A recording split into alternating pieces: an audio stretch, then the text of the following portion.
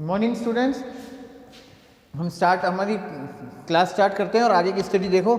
हम लोगों ने क्या किया था, पैरेन्काइमा के बारे में हम लोग पढ़ रहे थे, यानी कि मृदुतक कोशिकाओं के बारे में हम लोग पढ़ रहे थे। ठीक है ना। दो तरह की पैरेन्काइमा हम लोगों ने पढ़ ली थी। पैरेन्काइमा का टाइप, उनका स्ट्रक्चर, पैरेन्काइमा का स्ट्रक्चर, उसके उसकी संरचना कैसी होती है, ओरिजिन, डिस्ट्रीब्यूशन, वो कहाँ पर मिलती हैं और उनके अंदर स्ट्रक्चरल वेरिएशंस कैसी होती है। अब उनकी संरचना के और कार्य के आधार पर और स्थिति के आधार पर पैरेन्काइमा यानी जो मृदुतक कोशिकाएं हैं वो कितनी प्रकार की होती हैं वो हम पढ़ रहे हैं। दो प्रकार की हम लोग पढ़ चुके थे, एक दीर्घ मृदुतक यानी कि प्रोसेनकाइमा और दूसरी हरित मृदुतक यानी कि क्लोरेनकाइमा। दो प्रकार की हम लोग पढ़ चुके हैं, प्रोसेनकाइमा और क्लोरेनकाइमा। थर्ड टाइप के अब हम पढ़ रहे हैं एरेनकाइमा। हेडिंग में दोबारा लिख देता हूँ, टाइप्स ऑफ पैरेन्काइमा।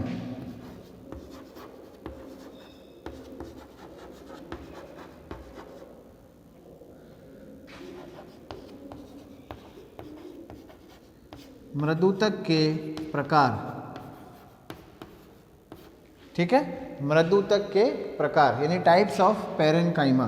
दो तरह की हो गई हमारी, प्रोसेनकाइमा यानी दीर्घ मृदुतक और क्लोरेनकाइमा यानी हरित मृदुतक। थर्ड टाइप है एरेनकाइमा।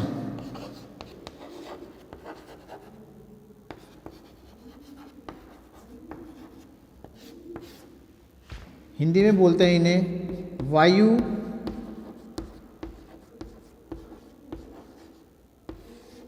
मृदुतक। ये हिंदी में कहलाती हैं वायु मृदुतक या वायुतक भी इनको बोल दिया जाता है। ठीक है, एरेनकाइमा। ये ऐसी सेल्स होती हैं जिनमें कोशिकाओं के बीच में इंटरसेलुलर स्पेसेस बहुत ज़्यादा मिलता है। लार्ज इंटरसेलुलर स्पेस इनमें होता है।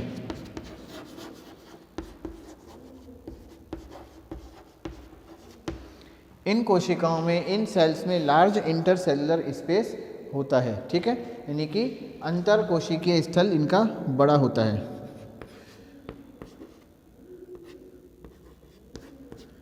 अंतरा कोशिकीय स्थल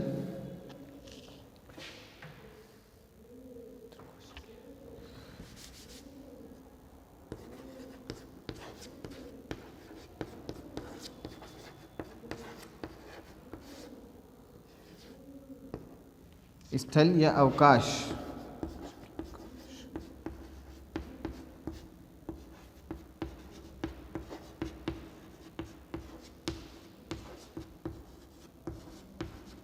बड़े होते हैं। जो इंटरसेलुलर स्पेस है वो बड़ा होने से क्या होता है कि उनमें अंदर एयर भर जाती है और एयर भरने से उनमें प्लांट्स को पानी के अंदर तैरने में आसानी मिलती है। यानी कि हम बात करें,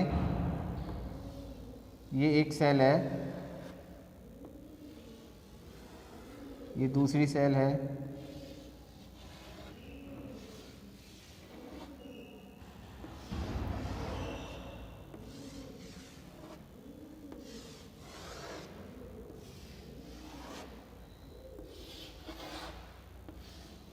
तो ये जो स्पेस है, ये इंटरसेलुलर स्पेस जो है ये बड़ा हो जाता है। तो इनके अंदर हवा भर जाती है और हवा भरने से इन प्लांट्स को तैरने में क्या मिलती है, बायोएंसी मिलती है, तैरने में सहायता मिलती है।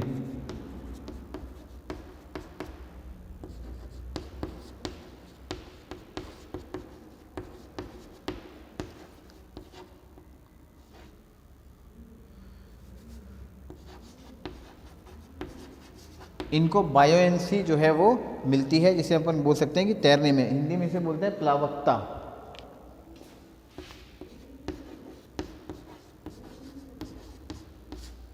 हिंदी में ये शब्द कहलाता है प्लावकता। यानी कि ऐसे प्लांट्स जो हैं ये पानी के अंदर होते हैं। ये जो वायु मृदुतक जो है इन प्लांट्स में होता है, जो प्लांट्स पानी के अंदर होते हैं। जैसे हमने पढ़े थे, पानी के अंदर होने वाले प्लांट्स हाइड्रोफाइट्स के अंदर, जलीय पादपों के अंदर ये प्लांट्स होते हैं। एग्जाम्पल इसका हो गया हाइड्रिला और निम्फिया। जैसे हाइड्रिला और निम्फिया, हाइड्रिला और निम्फिया। फिर से अपन रिपीट कर देते हैं, ये प्लांट्स जो हैं, ये जो वायुतक हैं ये ऐसी मृदूत की कोशिकाओं में होती हैं, ऐसी मृदूत की कोशिकाएं होती हैं जिनके बीच में इंटरसेलुलर स्पेस जो होता है वो बहुत ज़्यादा बड़ा हो जाता है, अंतरकोशिकीय के अवकाश जो होता है वो बहुत ज़्यादा बढ़ जाता है और उनमें जो एयर जो होती है वो एयर भर जाती है, यानी कि उनके अंदर वायु भर जाती है। ये जो एयर होती है ये पादपों को प्लावकता यानी बायोन्सी देती है और साथ ही साथ गैसियस एक्सचेंज के अंदर भी हेल्प करती है, हेल्प्स इन गैसियस एक्सचेंज।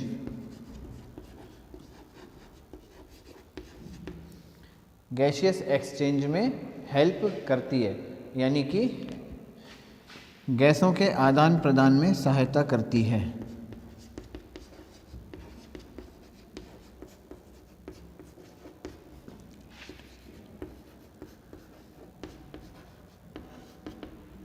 में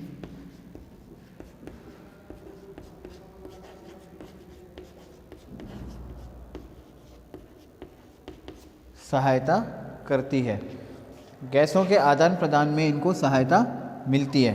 ठीक है, ये जलीय पादपों के अंदर होते हैं इस प्रकार के जो मृदुतक होते हैं, हाइड्रोफाइट्स में,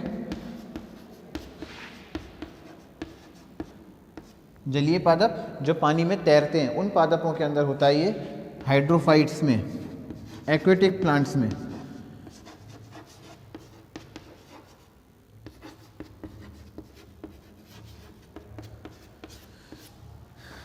ठीक है, तो ये एक्वेटिक प्लांट्स का एक स्पेशलाइजेशन है, एक एडेप्टेशन है।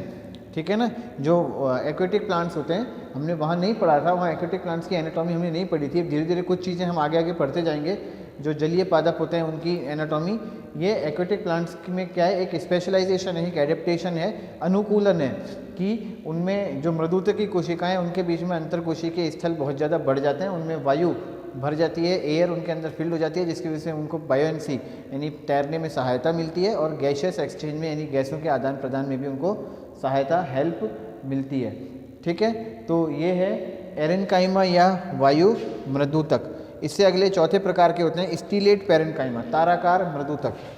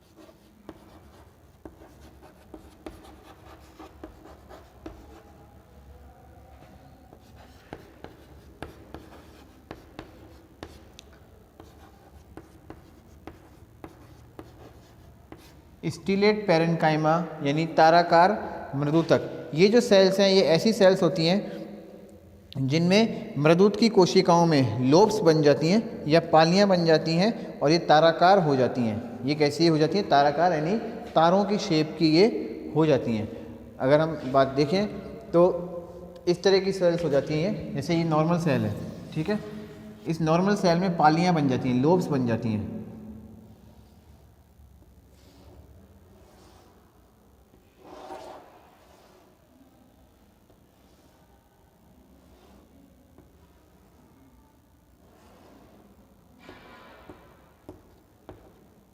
इस तरह की हो जाती हैं सेल्स, ताराकार बन जाती हैं, पालियां बनने से इनमें ताराएं जैसी स्ट्रक्चर बन जाती है। ठीक है ना, तो इसीलिए बोलते हैं इन्हें स्टीलेट पेरेनकाइमा, स्टील शेप की हो जाती हैं, स्टीलेट शेप की हो जाती हैं, स्टीलेट शेप या स्टार शेप की हो जाती हैं।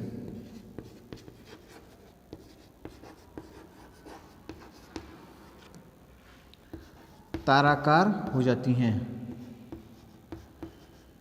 ताराकार आकृति की हो जाती हैं, इसीलिए इन्हें स्टीलेट पेरेनकाइमा या ताराकार मृदुतक कहते हैं। इनसे क्या है, इन जो खाली स्थान है, ठीक है ना। इनमें भी क्या है, जालियाँ बन जाती हैं, ये भी जालियाँ बना लेती हैं। जब बहुत सी कोशिकाएं आपस में इकट्ठी होती हैं तो ये भी एक जालियों जैसी संरचना बना लेती हैं। वास्तव में कोशिका ऐसी हो गई। अब दूसरी कोशिका आएगी, इसके पास वो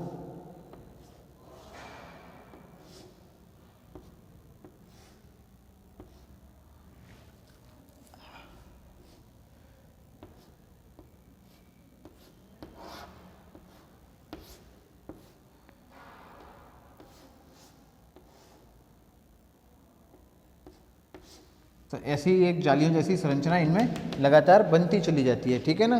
तो नेटवर्क बन जाता है।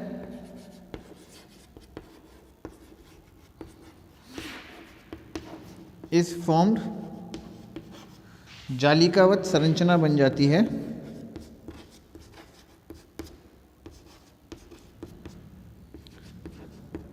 और इस नेटवर्क के बीच में ये जो मैशवर्क के नेटवर्क होता है, इसके अंदर भी एयर फिल्ड हो जाती है। यहाँ पर भी हवा जो है वो भर जाती है। जो खाली स्थान रहता है इनमें, इस जगह पर भी एयर फिल्ड हो जाती है। ठीक है ना, वायु भर जाती है। इसलिए ये भी एक प्रकार के वायुतक ही होते हैं। ये भी एक प्रकार के वायुतक या वायु मृदुतक ही होते हैं। ठीक है ना। ये हैं जंकस, टाइफा, स्किर्पस, केली। इसका एग्जाम्पल जंकस, टाइफा, कैनाई, स्किर्पस। ये प्लांट भी एक्वेटिक प्लांट हैं, पानी में रहने वाले प्लांट हैं, हाइड्रोफाइट्स हैं। तो इनके अंदर भी इसी तरह की सेल्स बनती हैं।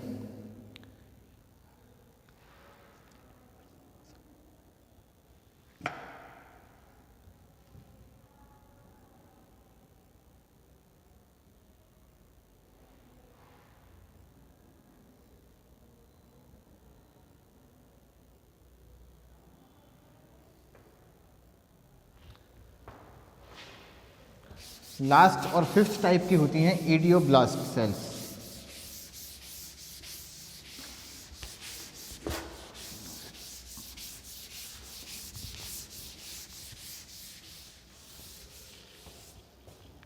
लास्ट टाइप की सेल्स होती हैं इडियोब्लास्ट सेल्स।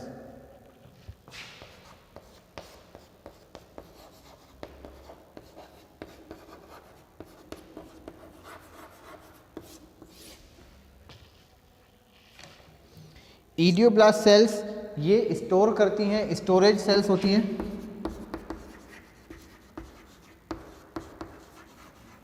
यानी कि संचयी कोशिकाएं होती हैं।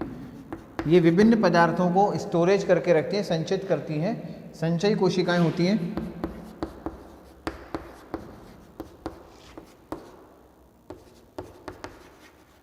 Store different materials.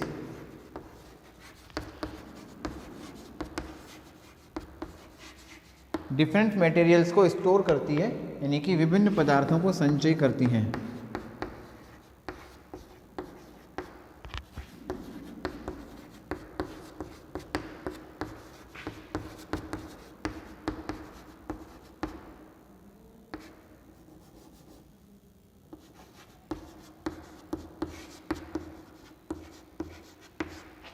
विभिन्न पदार्थों का संचय ये करती हैं, इसीलिए इन्हें स्टोरेज सेल्स बोलते हैं। ये पदार्थ कैल्शियम ऑक्सलेट हो सकते हैं, जैसे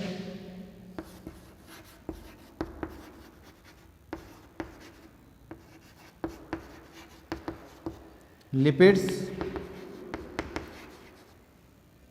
रेजिन्स, ऑयल्स और पिगमेंट्स वगैरह ऐसे पदार्थों को स्टोर करती हैं। ये स्टार्च इन पदार्थों को ये अपने अंदर स्टोर करके रखती हैं। ठीक है ना। टेनिन, रैफिड्स,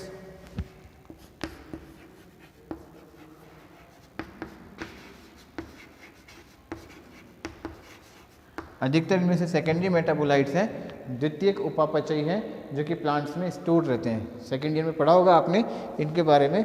ये सब इन स्टोरेज सेल्स के अंदर, आइडियोब्लास्ट सेल्स के अंदर स्टोर रहते हैं। ठीक है।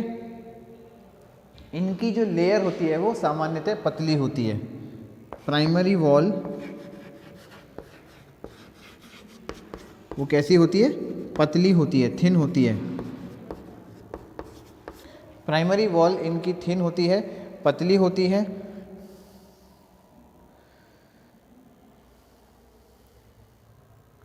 अपन देखते हैं, देखो कौन कौन से मेटेरियल में स्टोर होते हैं। जैसे आलू का जो कंद है, राइजोम, उसमें पोटैटो, उसमें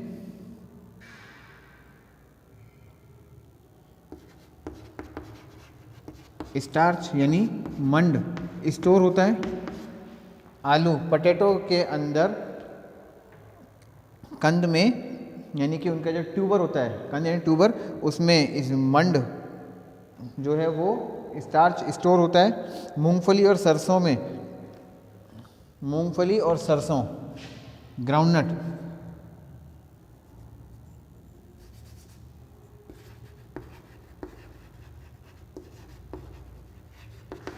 mustard, soybean, sunflower,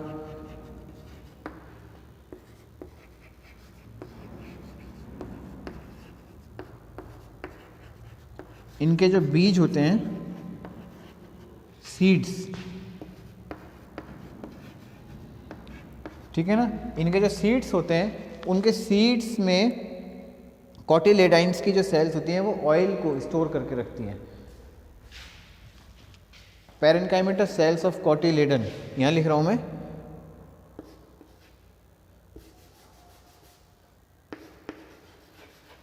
sales of cotyledon store oil. Oil को यानी तेल का संचय करती हैं। इनके जो बीज है, उसके बीज पत्रों के अंदर तेल संचित होता है, ऑयल जो है उनमें स्टोर होता है। गेहूं, मक्का, इनका जो भ्रूणपोष होता है, एंडोस्पर्म होता है, उसमें स्टार्च स्टोर होता है।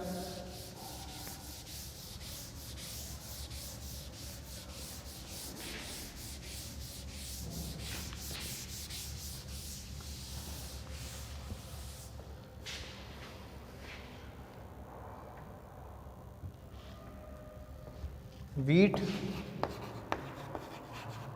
मेज, राइस, मिलेट, इनमें एंडोस्पर्म है, यानी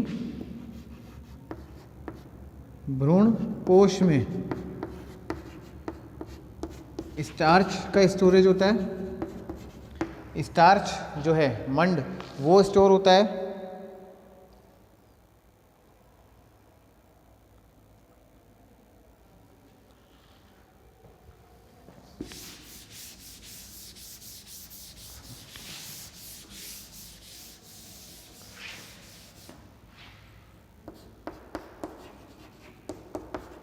फ्रूट्स, फ्लावर,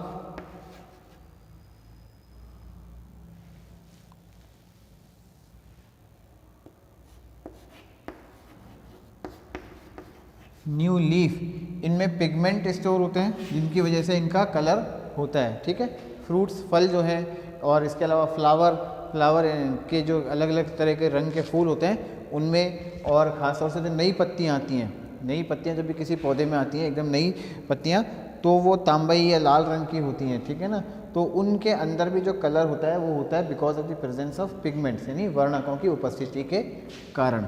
तो यहाँ पे पिगमेंट्स को स्टोर किया जाता है।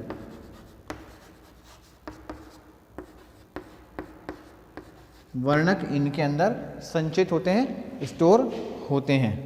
ये जो वर्णक होते हैं, खासतौर से जो पत्तियों में क्लोरोफिल, कैरोटीनॉइड वगैरह, इस प्रकार के वर्णक इनके अंदर उपस्थित होते हैं, जिसकी वजह से इनका रंग निकल कर आता है। तो ये हो गई इडियोब्लास्ट। ये हमने टाइप ऑफ पैरेन्काइमा पढ़ ली, पैरेन्काइमा के बारे में हमने सब कुछ पढ़ लिया। अब पैरेन्काइमा के फंक्शंस के बारे में हम लोग पढ़ेंगे, इनके कार्य।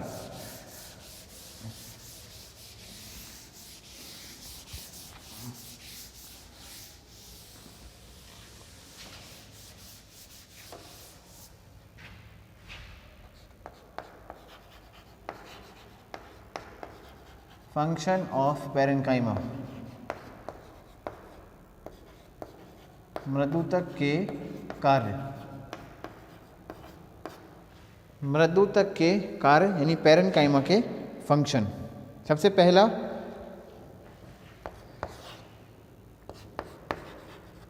पैरेन्काइमेटस जो सेल्स होती हैं वो टर्जिड हो जाती हैं, वो क्या है, फूल जाती हैं। Turgid parenchymatous cells provide mechanical strength और सपोर्ट टू प्लांट, प्लांट को मैकेनिकल स्ट्रेंथ या सपोर्ट प्रोवाइड करती हैं। टर्जिड पैरेन्काइमेटस सेल्स, टर्जिड का मतलब होता है फूली हुई, स्फीत हुई कोशिकाएं। Parenchymatous cells provide mechanical support to plant,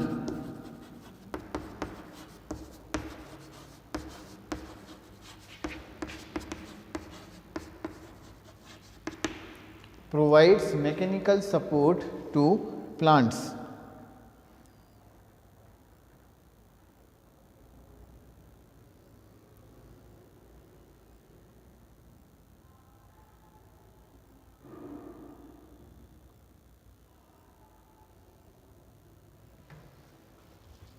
Hindi में लिख लेते हैं हम इसको, स्फीत मृदुतक कोशिकाएं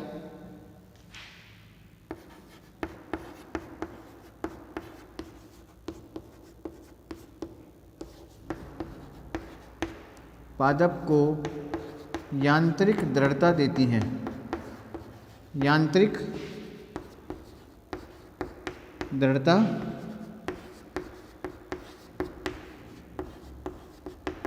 देती हैं।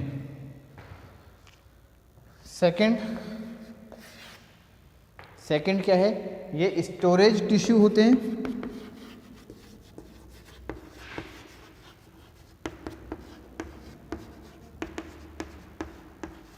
स्टोरेज टिश्यू होते हैं जो कि फूड को, पिगमेंट्स को, वाटर को, यहाँ तक कि एयर को भी ये स्टोर करते हैं। आर स्टोर, संचित की जाती है, ठीक है। संचयी ऊतक होते हैं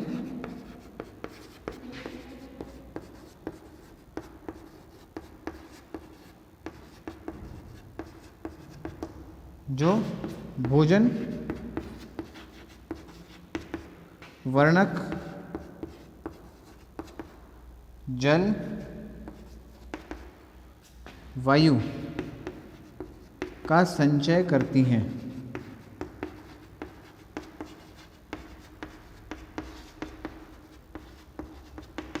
संचय करती हैं।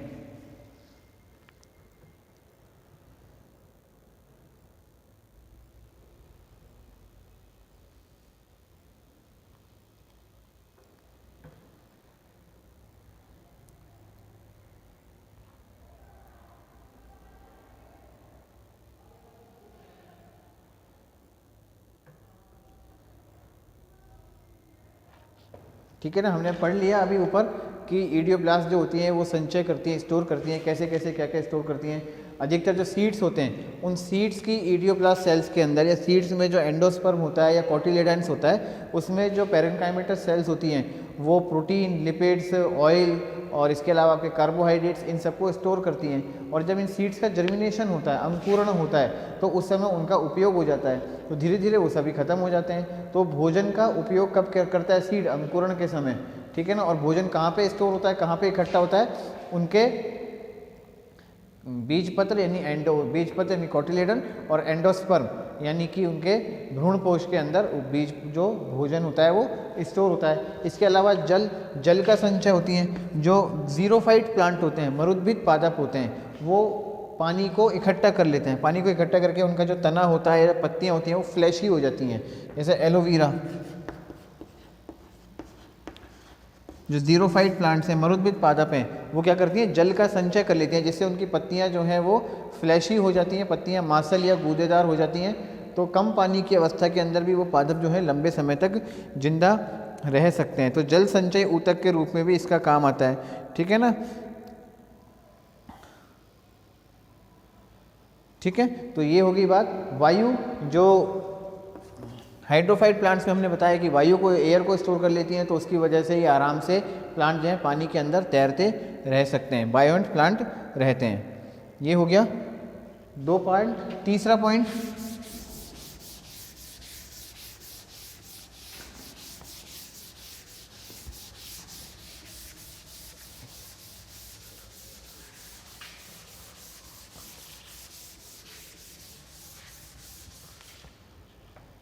तीसरा पॉइंट है जो क्लोरेनकाइमस सेल्स होती हैं, हरित मृदुतक, हरित लवक मृदुतक जो सेल्स होती हैं, हरित मृदुतक की क्लोरेनकाइमस सेल्स, वो प्रकाश संश्लेषण का कार्य करती हैं। क्लोरेनकाइमस सेल्स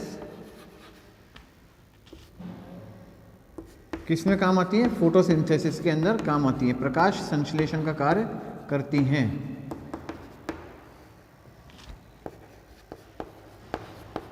हरित मृदुतक कोशिकाएं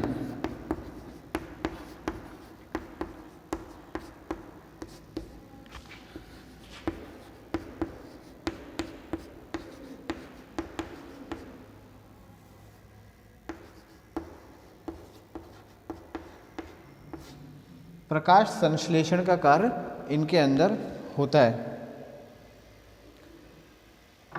चौथा,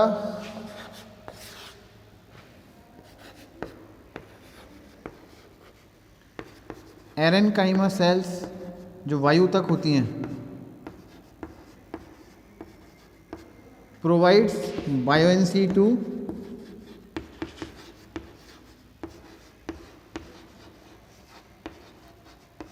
ये सब हम लोग पढ़ चुके हैं, लेकिन चूंकि हमें फंक्शन पढ़ना है तो उसे हमें दोबारा पढ़ना पड़ेगा एग्जाम में, क्योंकि उसी हिसाब से पूछा जाएगा। अगर एग्जाम में पूछ लिया जाए कि इनके फंक्शन बताओ, पेरेन्काइमा के फंक्शंस बताओ, explain functions of parenchyma, 5 number का क्वेश्चन आ जाए, तो अब चक्कर क्या है कि हम लोग आसानी से लिख नहीं पाएंगे, जबकि हमको सब पता है, ये सारी चीज़ हम लोग पढ़ चुके हैं ऊपर। लेकिन अगर हमसे सीधा फंक्शन पूछा जाए तो हमको ये बात नहीं पता, तो इसको हमें अलग से इसीलिए पढ़ना पड़ रहा है, ताकि हम फंक्शंस अगर एग्जाम में हमसे पूछ लिया जाए तो हम उनको फंक्शंस को इस तरीके से लिखाएं। टाइप्स अगर पूछ लिया जाए तो टाइप्स में वहाँ से देख करके लिख दो, और अदरवाइज ये सारी चीज़ें हमें पता है, हमने पढ़ लिया कि जो एरेनकाइमा सेल्स होती हैं, वायु तक जो मृदु तक की कोशिकाएँ होती हैं, वो बायोएंसी देती हैं, प्लावकता प्रदान करती हैं। किनको प्रदान करती हैं? जलीय पादपों को। बाकी की कहानी आप अपने आप लिख सकते हो। जलीय पादपों को प्लावकता यानी कि बायोएंसी देती है, ठीक है ना। इसके अलावा उन्हें गैसीय एक्सचेंज में भी सहायता करती है।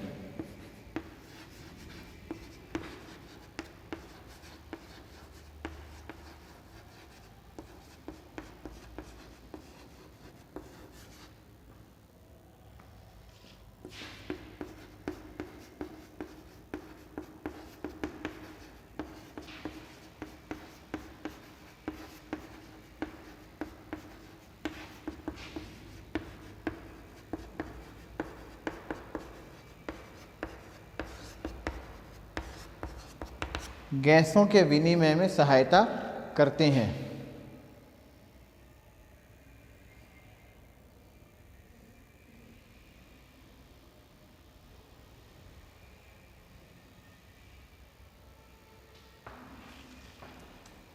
ये लिख लीजिए, फिर इसके आगे पढ़ते हैं अपन।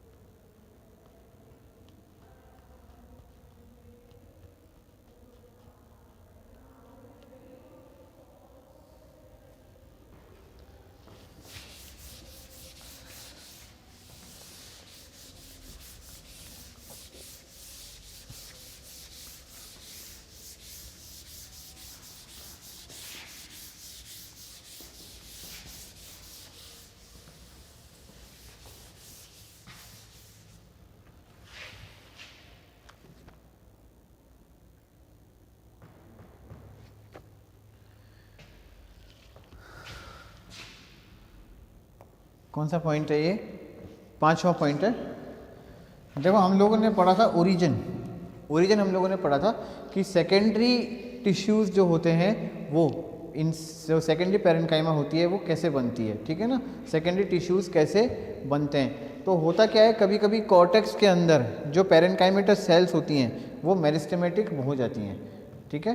कॉर्टेक्स जो होता है प्लांट का वलकुट, पादप का वलकुट, उसमें उपस्थित मृदुतक विभज्योतक कोशिकाओं के अंदर बदल जाते हैं और सेकेंडरी ग्रोथ में हेल्प करते हैं। तो हम इसको पढ़ते हैं।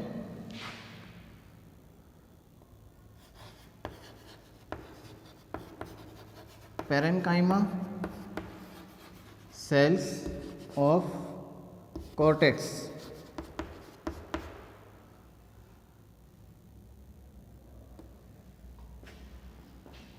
becomes मेरिस्टेमेटिक हो जाती है कॉर्टेक्स की जो पैरेन्काइमेटस सेल्स हैं और सेकेंडरी ग्रोथ में हेल्प करती हैं एंड हेल्प्स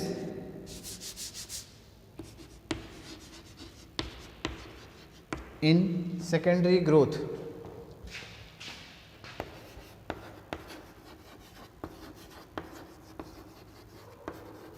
द्वितीयक वृद्धि के अंदर हेल्प करती हैं।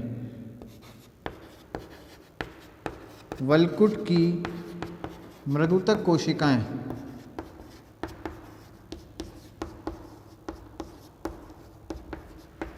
विभज्योतक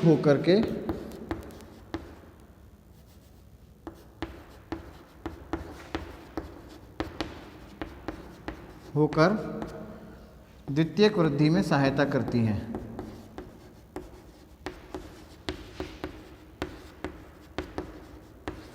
में सहायता करती हैं, ठीक है। द्वितीयक वृद्धि जो होती है उसमें सहायता करती हैं। ठीक उसी तरह से अगर कोई प्लांट पार्ट डिसीज हो जाता है,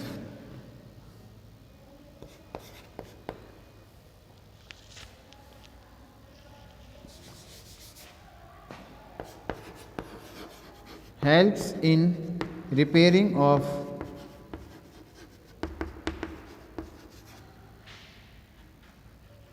damaged plant part।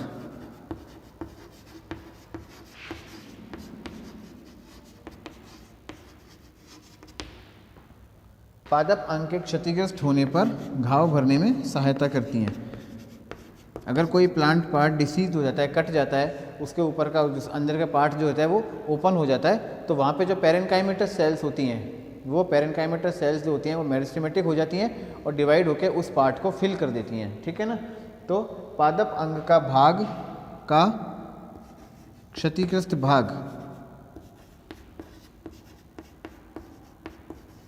सही करने में सहायता करती हैं।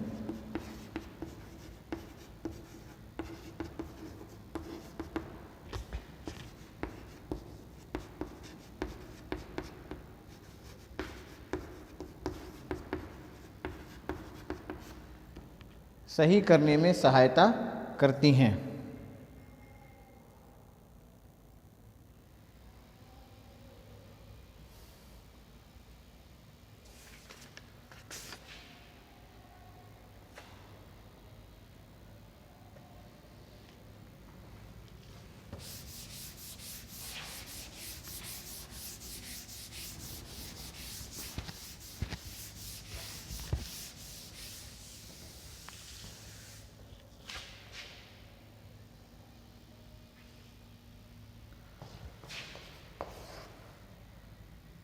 स्टीलेट पैरेन्काइमा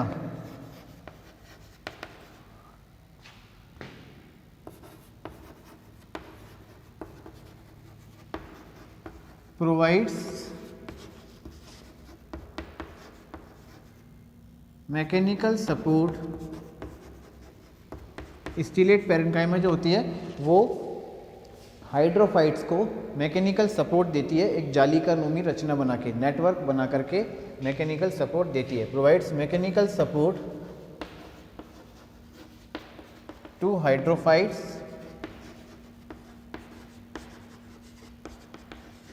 by forming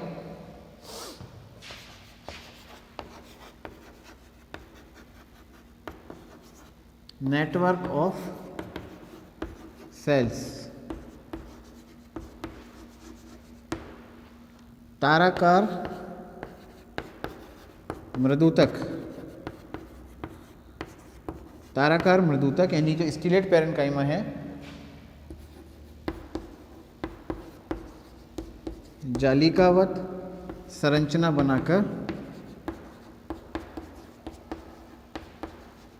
बनाकर जलीय पादपों को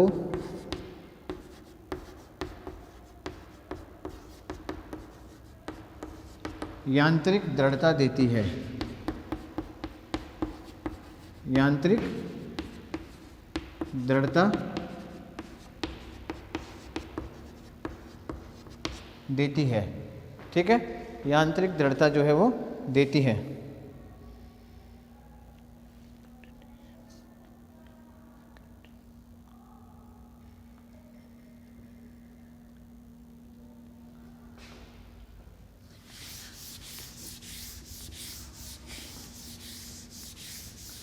अब चूंकि ये जो पैरेन्काइमेटस सेल्स होती हैं बहुत से टाइप के मटेरियल्स को स्टोर करती हैं, ठीक है, उनको स्टोर करती हैं तो उनको सीक्रेट भी करती हैं, उनको स्रावित भी करती हैं। तो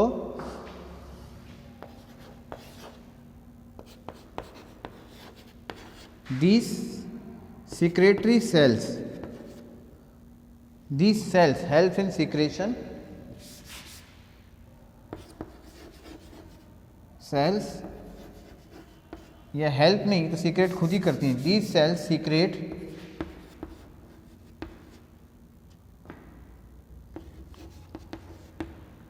रेजिन्स, ऑयल, नेक्टर एटसेट्रा। यह कोशिकाएं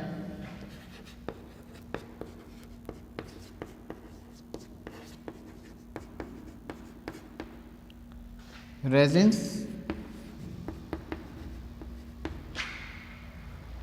मकरंद, रेजिन्स यानी राल,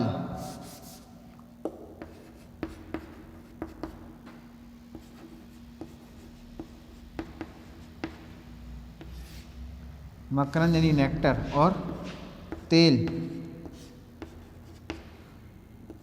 क्या श्रावण करती हैं, श्रावण करती हैं। नेक्टर होता है मकरंद, हिंदी में यही लिख रहा हूँ मैं, तेल और राल, इनका श्रावण करती हैं।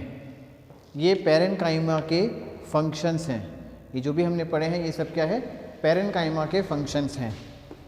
मृदुत की कोशिकाओं के कार्य ये हैं। लिख लीजिए आप इसको। तो यहाँ पर आज हमारा देखो बच्चों पैरेन्काइमा तो पूरा हो गया। अब हम हमारा आगे पढ़ेंगे कोलेनकाइमा, स्थूल कोणोत्तक। कोलेनकाइमा हमारी हम नेक्स्ट क्लास के अंदर पढ़ेंगे। आज तो हम इतना ही कंक्लूड कर रहे हैं पैरेन्काइमा तक। कल हम कोलेनकाइमा यानी कि स्थूल कोणोत्तक शुरू करेंगे। तो इसको उतार लीजिए आप।